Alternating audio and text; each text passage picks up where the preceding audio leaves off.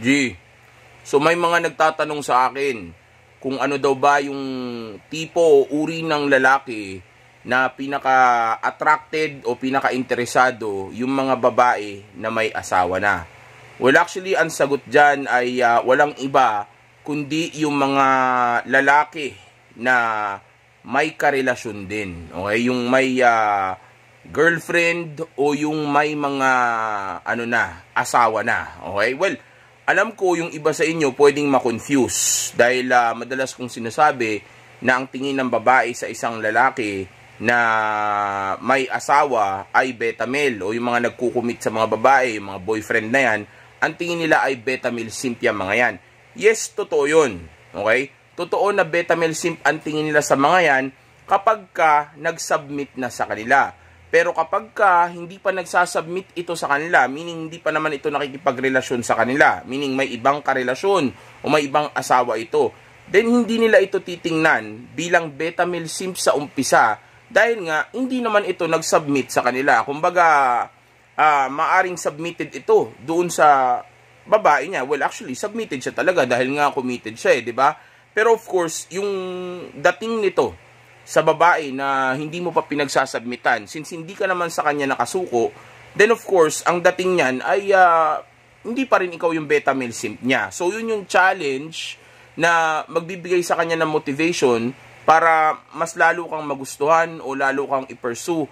Kasi nga, may bagay siya na wala sa kanya na ibinibigay mo sa iba. Okay? And since lagi, gaya na sinasabi ko sa inyo, na ang babae ay sobrang competitive sa paghahanap o pagkuha ng mate dahil of course, para sa survival nila yan, then of course, matcha-challenge siya na agawan yung babae na misis o girlfriend mo. Okay? Dahil nga, challenge yun para sa kanila. Kumbaga, hindi po pwedeng nasa sayo yan, di ba?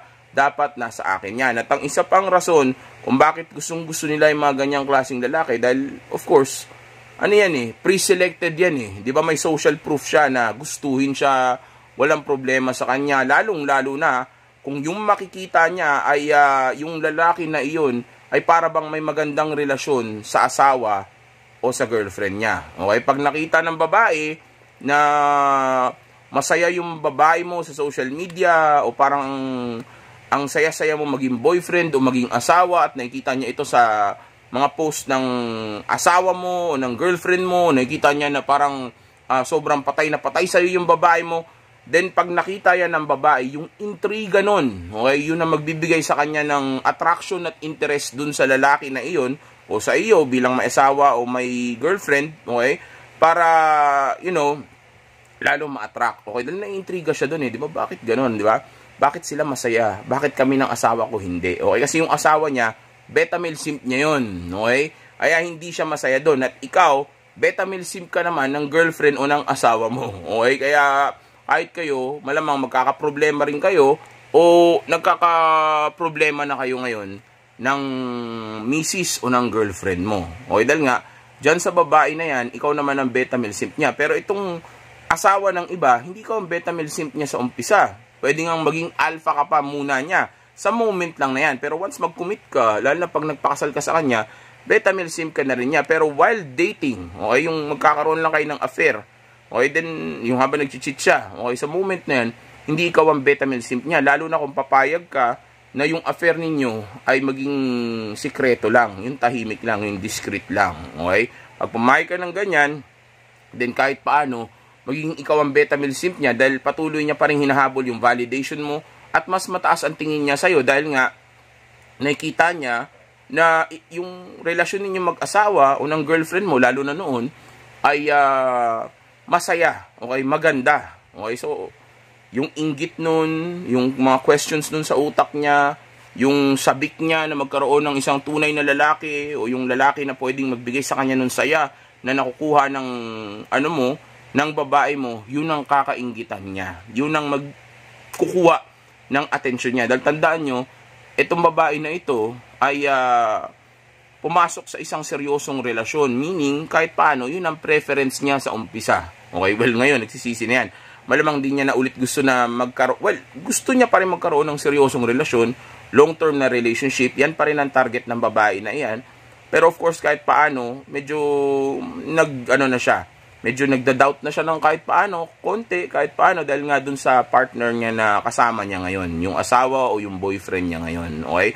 Pero of course, gusto niya pa rin yun, lalo na gusto niyang subukan yun sa isang lalaki na katulad mo. Dahil nga yung lalaki na kasama niya, hindi mo siya katulad dahil sa nakikita niya na, na mga reaction ng, ng babae mo. Okay, so parang feeling niya, since siya hindi siya masaya doon sa lalaki niya at yung babae mo ay masaya sa'yo, mas better ka doon sa lalaki niya. Pero of course, dapat better ka talaga sa look, sa ibang bagay, dapat nakakalamang ka. Pero minsan, maniwala kayo sa akin, kahit na hindi ka nakakalamang sa looks, basta yung personality mo ay on point, tapos masculine ka, tapos ikaw yung preferred ng babae, at willing ka na itago yung affair ninyo, maniwala ka sa akin, kahit mas gwapo pa yung mister niyan, bibigay yan sa'yo, kasi nga, nasa yung pakiramdam, yung mystery na nararamdaman niya. Okay? Yung mystery, yung ganyan, yung feelings nasa iyo. Okay? Dahil nga betamil, simple na tingin niya sa mister niya. Mababa na yung respect niya doon sa mister niya. Okay? So, kung ikaw ang respetado niya, then ikaw ang mamahalin niya. Dahil ang babae, nagmamahal yan ng tao kung respetado niya. So, since di niya nakairespeto yung mister niya, at ikaw nakikita niya, ang ganda ng performance mo, dahil masaya kayo ng shota o ng asawa mo, o ng babae mo, then, yeah, of course, nagkakaroon siya sa utak niya na mas magaling yung ibang kumpanya. Okay, dahil nga, hindi niya pa naman alam yung nasa loob nun. Hindi niya alam, nag-aaway din pala kayo ng asawa mo, nag-aaway din pala kayo ng girlfriend mo, di ba? Pero hindi niya malalaman yun. Kasi nga, ang nakikita lang niya ay yung, nakikita niya dun sa babae mo. Okay, yung mga finiflex niya, okay, yung mga pictures ninyo, gaano kasaya yung babae mo kapag kasama niya sa trabaho, kung saan man, di ba? So, yeah, dahil doon, mas mataas ngayon ang tingin niya sa'yo. So, sa oras na, diskartihan mo yung babae na iyan at isa kang ganun, yung may malupit na babae, o magandang babae, o maraming babae, o may shota ka, o may maganda kang relasyon, o may misis ka na may maganda kayong relasyon, okay? So, yeah, sa oras nga na, na maging, na, let's say, malaman niya na ganyan ka, siyempre, kandidato ka na sa kanya. Sa mga misis na yan. Sa mga may boyfriend na yan. Kumbaga, may proof eh. Okay? May screening na nangyari. Kasi, ka na eh. Na pre-screen ka na, pre-selected ka na eh. So, tanggal na yung pagiging creep mo. Tanggal yung pagiging loser mo. Tanggal na yung hindi ka gustuhin. Kasi nga, na-screen ka na. Okay? Lalo na, kung umabot pa sa marriage. So, isipin niya, ganun kakalupit. Napaabot mo sa marriage yung babae. Alam ng mga babae, gano'n sila kahirap makuha. Gano'n sila kahirap pabigayin. So, the fact na napabigay mo yun, hanggang marriage, so tumataas yung tingin ng ibang babae sa doon. Pero sa oras na ibigay mo sa kanya yung binigay mo dun sa babae mo na nauna, o let's say nag-commit ka, o lalo na inasawa mo siya, doon na siya mawawala ng gana. Ang gusto lang niya is yung chase, yung paghahabol dun sa value na mayroon ka. Okay? So, una, bigyan mo siya ng value. Pangalawa, bigyan mo siya ng something to chase. Okay? Which is actually, yung relationship mo, at pati na rin yung actually validation mo. Okay, dahil yun talagang hinahabol niya. Gusto niya ma-validate yung sarili niya kung tama ba yung decision niya, attractive ba siya, o makukuha ka ba niya, o maagawan niya ba yung magandang misis mo o girlfriend mo. Kumbaga, kung maagaw ko yun, ibig sabihin, o maagaw kita, ibig sabihin, mas mataas ako kay misis mo. O, diba? Competitive sila. So, isa yun sa mag-motivate sa kanya para makuha ka. Kumbaga, matalo yung misis mo. O hindi dahil gusto ka lang niya talaga, kundi dahil gusto niya na makita kung mas magaling siya o mas attractive siya sa misis mo. Na tipong papalitan mo yung misis niya o misis mo para lang sa kanya. Okay, ganyan ang babae. Napaka-brutal niyan sa paghahabol ng mate at pakikipag-compete sa ibang mga kalaban nila. Okay? Walang pakialam yan. Pati nga yung mga mga babae sa sa internet, sa social media, yung kala mo kung magsalita kapag ka may celebrity na nag-cheat, galit na galit dun sa di ba? Dun sa babae na yun. Samantalang sila din, kapag pinatulan sila ng lalaki na iyon na may karelasyon, okay? Since celebrity yun, gwapo at high value, bibigay din yung mga yan. Pero nagagalit lang sila dun sa babae na iyon, kasi nga, syempre, naisahan sila eh. Hindi sila yung nakaranas nun. Naiinggit lang yung mga yan. Pero maniwala ka sa akin, yung mga babae na yan, brutal yan sa agawan. Okay? Brutal yan sa hudasan. Okay? Walang pakialam yan sa isa't isa kung masasaktan nila ang isa't isa. Basta ang importante makukuha nila yung gusto nila. Okay? Magsasalita yan, sasabihin nila na mali yun, pero sa oras na sila yung malagay sa ganong klaseng posisyon, bibigay yan. Lalo na kung gustong-gusto nila yung lalaki na kaharap nila o pinag-uusapan natin. Okay?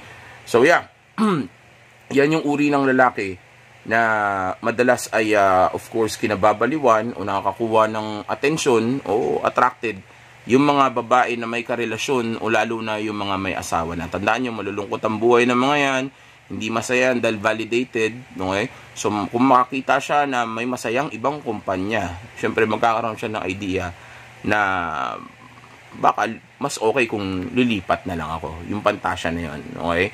Lalo na kung makakausap ka niya, may kita niya na masculine ka, malayo ka sa mister niya, mas successful ka, mas gwapo ka, tapos mas may game ka, alam mo na, tapos na. Alam mo na kung ano pwede mangyari. Okay? So, yeah, yan yung sagot doon sa pinaka-attractive o pinaka-interesado na lalaki ang mga babaeng may asawa o may mga karelasyon. Okay? Yung ganyang klaseng lalaki. Yung pre-selected, yung marami nagkakagusto. Okay? Yung na-screen na ng iba, okay? Yan yung gusto niya. Kasi nga, ang frustration niya ngayon is yung relationship nila.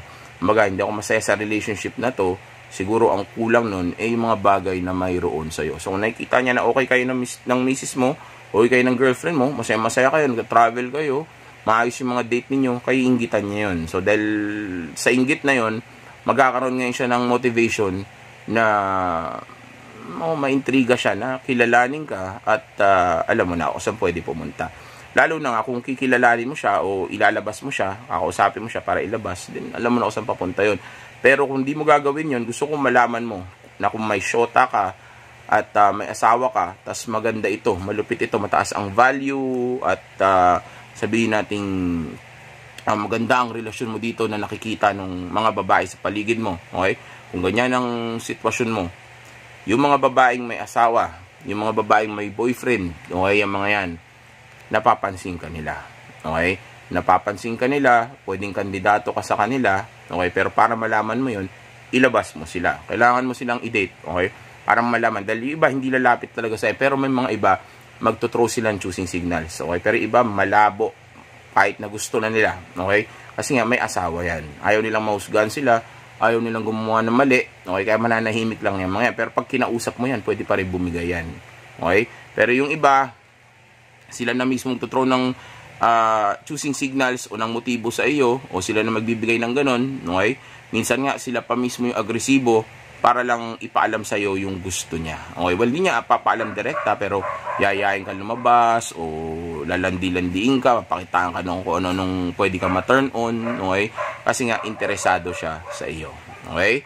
So, again, ang pinaka-attractive o pinaka-interesado na uri ng lalaki, itong mga may asawa na babae na ito, o itong mga may syota na ito, ay walang iba, kundi yung uri ng lalaki na, o lalaki na mayroon na ring syota o mayroon na ring asawa. I know it's weird, but maghanda kayo dahil in the future, mas lalo pang lalala ang dating game. Okay? Kaya mas mag-focus kayo sa grind and purpose ninyo, sa self-improvement at sa pag-abot natin sa tunay nating potensyal. Tandaan nyo, safe X is the best X. Enjoy! Stay!